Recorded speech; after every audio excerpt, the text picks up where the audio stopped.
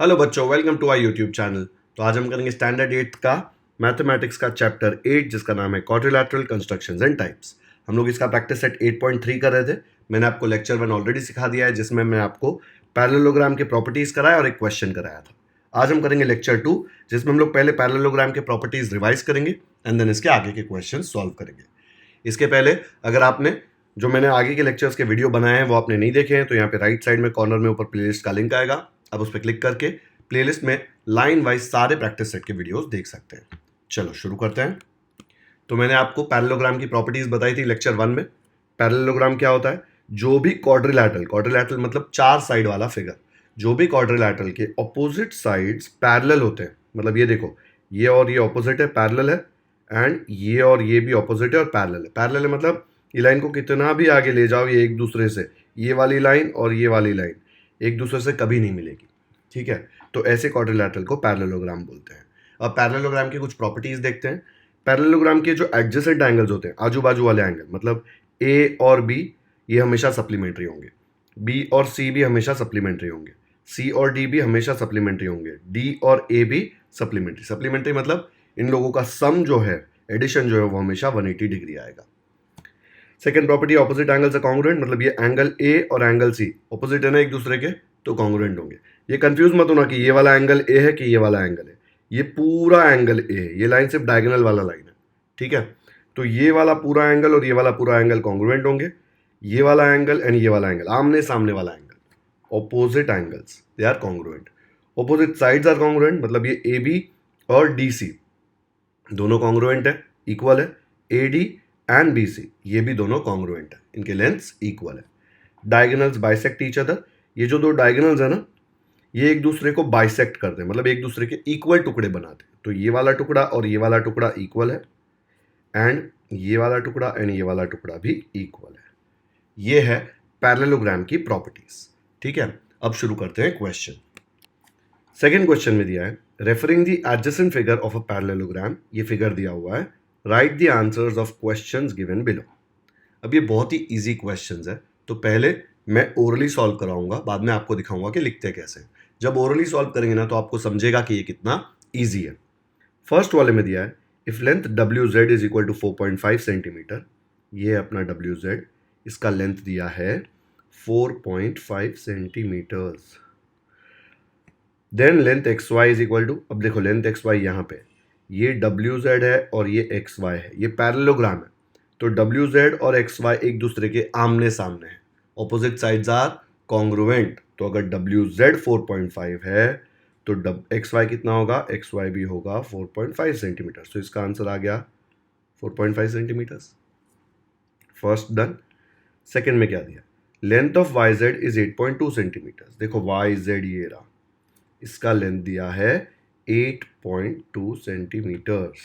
Okay, अब Y Z and W X opposite है। देखो एक्स डब्ल्यू बोलूँ या डब्ल्यू एक्स बोलूँ सेम होता है ना, तो वाई जेड और एक्स डब्ल्यू ऑपोजिट है, ऑपोजिट साइड्स आर कॉन्ग्रुएंट। तो अगर ये 8.2 सेंटीमीटर तो ये एक्स डब्ल्यू भी 8.2 सेंटीमीटर्स। तो इसका आंसर आ गया 8.2 सेंटीमीटर। क्यों? Opposite sides of a parallelogram are congruent. Next दिया है, if length O X is equal to 2.5 centimetre. O X देखो यहाँ पे ओ एक्स दिया हुआ है 2.5 centimetres. Then length O Z is equal to, देखो ओ एक्स इधर है, ओ जेड इधर है, diagonals of a parallelogram bisect each other. ये दोनों डायगोनल्स हैं, ये जहाँ पे मिलते हैं ना एक दूसरे से, वहाँ पे ये एक दूसरे को बाइसेक्ट करते हैं, इक्वल टुकड़ों में डिवाइड करते हैं। तो अगर ओ एक्स 2.5 सेंटीमीटर है तो ओ जेड भी 2.5 सेंटीमीटर आएगा। इक्वल टुकड़ा होना चाहिए ना, अगर ये 2.5 तो ये भी 2.5, बाइसेक्ट हो रहा है ना, तो ये हो गया 2.5 सेंटीमीटर। तो थर्ड भी खत्म। फोर्थ में दिया है, if length W O equal to 3.3 centimetre. W O देखो इतना है, तो डब्ल्यू ओ का लेंथ दिया हुआ है 3.3 centimetres. Then length W Y is equal to, अब यहाँ पे मिस्टेक क्या करेंगे पता है बच्चे? सीधा लिख देंगे 3.3। उसने डब्ल्यू ओ दिया है लेकिन ओ वाई नहीं पूछा है, उसने पूछा है ये पूरा डब्ल्यू वाई, पूरे डायगोनल का लेंथ। अब आपको इतने से टुकड़े का लेंथ पता है 3.3 सेंटीमीटर्स, लेकिन ओ वाई का लेंथ नहीं पता है। अगर आपको ओ वाई का लेंथ पता चल गया तो डब्ल्यू ओ और ओ वाई को ऐड करके डब्ल्यू वाई का पूरा लेंथ मिल जाएगा, क्योंकि W O and O Y को मिला के ही डब्ल्यू वाई बनता है ना। अब मुझे बताओ ये 3.3 है तो ये ओ वाई कितना होगा, डायगोनल्स बाइसेक्ट ईच अदर, तो ओ वाई भी होगा 3.3 सेंटीमीटर्स। अब डब्ल्यू वाई क्या होगा, डब्ल्यू वाई होगा 3.3 प्लस 3.3 सेंटीमीटर, क्योंकि ये वाला टुकड़ा 3.3 है, फिर उसके बाद वाला टुकड़ा भी 3.3 है, एंड 3.3 प्लस 3.3 ऐड करके आपको आएगा 6.6 सेंटीमीटर्स। ठीक है, मिस्टेक मत करना कि आंसर 3.3 लिख दिया, उसने ओ वाई नहीं पूछा है, उसने डब्ल्यू वाई पूछा है। ओके, तो ये फोर्थ वाला भी हो गया हमारा खत्म। अब देखते हैं फिफ्थ वाला। If measure angle W Z Y मतलब ये वाला पूरा angle is equal to 120 degree, then W X Y कितना होगा। डब्ल्यू एक्स वाई देखो ये रहा, ये पूरा एंगल, ये देखो ये दोनों ऑपोजिट है ना एक दूसरे के, opposite angles of parallelogram are congruent, तो अगर ये 120 डिग्री है तो ये वाला एंगल भी 120 डिग्री होगा, तो इसका आंसर आ गया 120 डिग्री। ओके, क्योंकि ये दोनों ऑपोजिट एंगल्स है। और उसने पूछा measure angle X W Z देखो इधर है, ये वाला एंगल। अभी आपको पता है कि ये वाला एंगल जो है ये है 120 डिग्रीज, तो आपको फाइंड आउट करना है ये वाला एंगल। अभी ये दोनों आजू बाजू वाला एंगल है, देखो एडजेसेंट एंगल्स है ना, adjacent angles are supplementary, supplementary मतलब उन दोनों को ऐड करके 180 आना चाहिए। तो अगर ये 120 डिग्री है तो कितना होना चाहिए 180 आने के लिए, इसको बनना पड़ेगा 60 डिग्री। 120 प्लस 60 180 आ जाएगा ना, एक्स डब्ल्यू जेड का वैल्यू आ जाएगा 60 डिग्री। अगर ये वाला नहीं समझ रहा तो जब मैं सॉल्व कराऊंगा ना तब आपको एग्जैक्टली समझेगा कैसे 60 आया। ये सिर्फ ओरली कर रहा हूँ, बाकी चार ओरली बहुत ईजी था ना, सिर्फ ये वाला ही थोड़ा ट्रिकी लग रहा है, तो ये हमको आ गया 60 डिग्रीज। तो हमने ओरली पांचों क्वेश्चन सॉल्व कर लिए सिर्फ प्रॉपर्टी यूज करके। टेंशन मत लो, मैं सॉल्व करके बता रहा हूँ आपको, लेकिन आपको समझ में आया कितना ईजी है। अगर प्रॉपर्टीज याद है तो ये बहुत ज़्यादा सिंपल है। अब चलो देखते हैं इसको लिखेंगे कैसे। तो अभी हम लोग फर्स्ट वाला शुरू करते हैं। If length W Z is equal to 4.5 centimetres, ये डेटा आपको दिया हुआ है तो हम लोग ने लिख दिया length W Z equal to 4.5 centimetres, और रीजन में क्या लिखेंगे, ये गिवन डेटा है तो गिवन लिख दिया। ओके, अब उसने पूछा है एक्स वाई। अब डब्ल्यू जेड और एक्स वाई का क्या रिश्ता है, डब्ल्यू जेड यहाँ पे है, एक्स वाई यहाँ पे है, क्या रिश्ता है इनका, ये दोनों ऑपोजिट साइड्स है। We know that opposite sides of parallelogram are congruent, तो हम लोग लिखेंगे length X Y is equal to length W Z. ठीक है, क्यों, उसका रीजन लिखना ही पड़ेगा, तो हम लिखेंगे opposite sides of a parallelogram are congruent. फिर ये देखो एक्स वाई की जगह पे एक्स वाई रहने दिया, डब्ल्यू जेड की जगह पे क्या लिख दिया 4.5 सेंटीमीटर्स। कहाँ से लिखा, ये क्वेश्चन में दिया हुआ था, गिवन था ना, तो ये डब्ल्यू जेड की जगह पे 4.5 लिख दिया, देखो यहाँ पे इसके जगह पे 4.5, तो मुझे मिल गया एक्स वाई, यही पूछा था, तो फर्स्ट वाला खत्म। सेकेंड वाला देखो Y Z equal to 8.2 centimetre, तो ये तो क्वेश्चन में दिया हुआ है इसलिए लिखा गिवन, गिवन मतलब दिया हुआ है। ठीक है, अब वाई जेड यहाँ पे है और एक्स डब्ल्यू यहाँ पे है, देखो वाई जेड दिया है एक्स डब्ल्यू पूछा है, तो वाई जेड और एक्स डब्ल्यू में क्या रिश्ता है, वाई जेड और एक्स डब्ल्यू एक दूसरे को इक्वल है, क्यों, again opposite sides of a parallelogram are congruent. तो अगर length X W is equal to length Y Z, तो लेंथ एक्स डब्ल्यू ऐसे रहने दिया, वाई जेड की जगह पे लिख दिया 8.2, कहाँ से, देखो यहाँ पे 8.2 दिया हुआ है, तो हमारा सेकेंड भी सॉल्व हो गया। थर्ड दिया है लेंथ ओ एक्स, ये वाला पार्ट इज 2.5 सेंटीमीटर्स, आपको फाइंड करना है ओ जेड। मैंने आपको बताया था कि diagonals of a parallelogram bisect each other, तो अगर ओ एक्स 2.5 तो ओ जेड भी 2.5, तो ये कैसे लिखेंगे, यहाँ देखो length of O X 2.5 centimetre given है क्वेश्चन में, but O Z and O X equal है, O Z and O X equal है, क्यों लिख रहे हैं, देखो ओ एक्स दिया है ओ जेड पूछा है, तो इन दोनों का रिश्ता क्या है, ये दोनों इक्वल है। क्यों इक्वल है ओ एक्स और ओ जेड, इक्वल है because diagonals of a parallelogram bisect each other, पढ़ा है ना हमने प्रॉपर्टी में।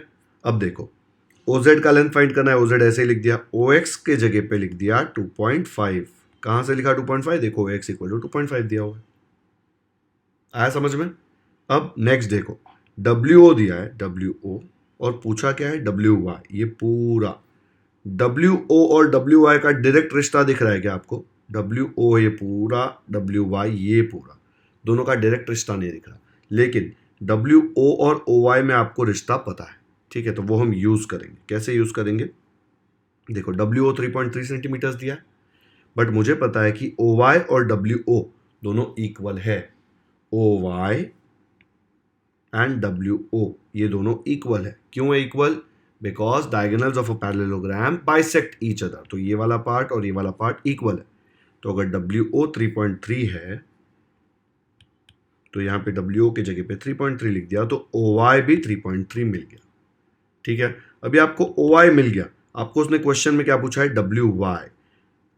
OY मिल गया और उसने पूछा है WY। मैं बोल सकता हूं WY is equal to WO plus OY, बोल सकता हूं ना। ये पूरा बड़ा वाला लाइन ये दो छोटे टुकड़ों से बना हुआ है, तो ये पूरा बड़ा वाला line is equal to WO plus OY। तो यहां पे लिख दिया length of WY is equal to length of WO plus length of OY। WO की जगह पे 3.3, OY के जगह पे भी 3.3, 3.3 प्लस 3.3 आ जाएगा 6.6। कैसे आएगा? 3.3 प्लस 3.3 प्लस करेंगे तो 3 और 3 6, डेसिमल की जगह पे डेसिमल, 3 और 3 6, तो 6.6। तो ये आ गया 6.6 सेंटीमीटर। तो हम लोगों ने लिख दिया length of WY is equal to 6.6 centimetres. समझा? सिंपल है ना काफी। एक बार ये पूरा सोल्यूशन देखो, बहुत ही इजी है। पहले दो में हम लोगों ने प्रॉपर्टी यूज किया है opposite sides of a parallelogram are congruent, and third और फोर्थ क्वेश्चंस के लिए हम लोग ने प्रॉपर्टी यूज किया diagonals of a parallelogram bisect each other. ये यूज करके हम लोगों का फर्स्ट, सेकंड, थर्ड और फोर्थ क्वेश्चन सॉल्व हो गया। अब हम देखेंगे फिफ्थ क्वेश्चन। फिफ्थ क्वेश्चन में एंगल्स का रिलेशन दिया, तो हम लोग उसमें एंगल्स का प्रॉपर्टी यूज करेंगे। कैसे आएगा? फिफ्थ क्वेश्चन में दिया है if measure angle WZY equal to 120 degree, तो हम लोगों ने लिख दिया measure WZY is 120 degree given, क्योंकि क्वेश्चन में दिया हुआ है। Then measure WXY। WZY और WXY के बीच में क्या रिश्ता है? WZY मतलब ये वाला एंगल, WXY मतलब ये वाला एंगल। ये दोनों ऑपोजिट एंगल्स हैं, मतलब ये इक्वल है। पैरेललोग्राम की प्रॉपर्टी है कि WXY will be equal to measure angle WZY। Opposite angles of a parallelogram are congruent. ये रीजन आप ऐसे लिखते हैं, 3 डॉट डालते हैं, फिर ब्रैकेट में जो भी रीजन हो, जो भी आपको प्रॉपर्टी पता है वहां पे लिख देते हैं। अब देखो WXY का वैल्यू निकालना है, लेकिन WZY का वैल्यू आपको ऑलरेडी पता है 120 डिग्री, तो उसके जगह पे लिख दिया 120 डिग्री। तो ये WXY के बाजू में क्वेश्चन मार्क था, उसका वैल्यू हमने निकाल लिया। अब उसने पूछा है XWZ। XWZ माने ये वाला एंगल।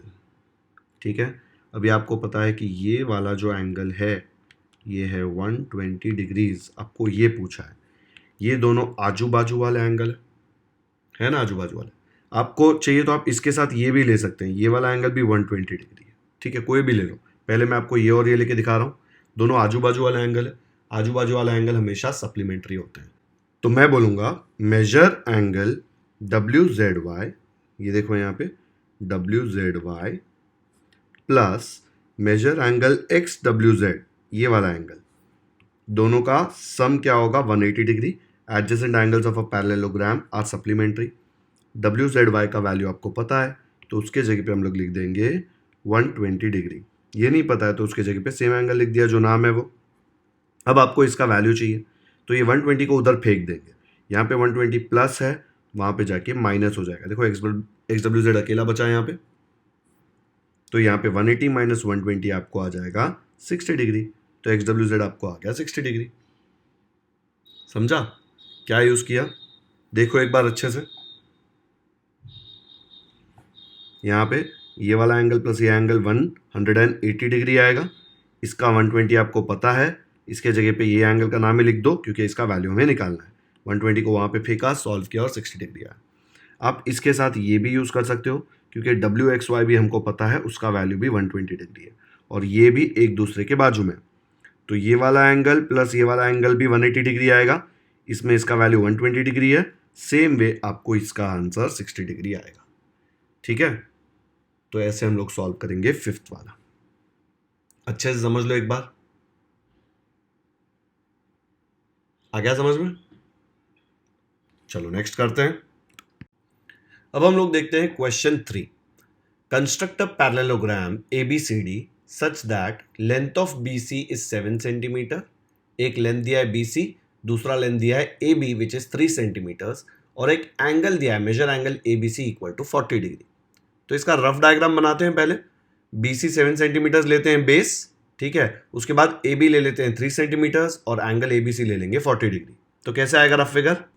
तो यहाँ पे रफ फिगर ऐसा आ जाएगा, BC इक्वल टू 7 सेंटीमीटर मैंने ले लिया। देखो यहाँ पे पैरेललोग्राम का स्टैंडर्ड फिगर ऐसा ही दिखता है ना, और एंगल ABC देखो दिया है 40 degrees and length of AB दिया है 3 सेंटीमीटर्स।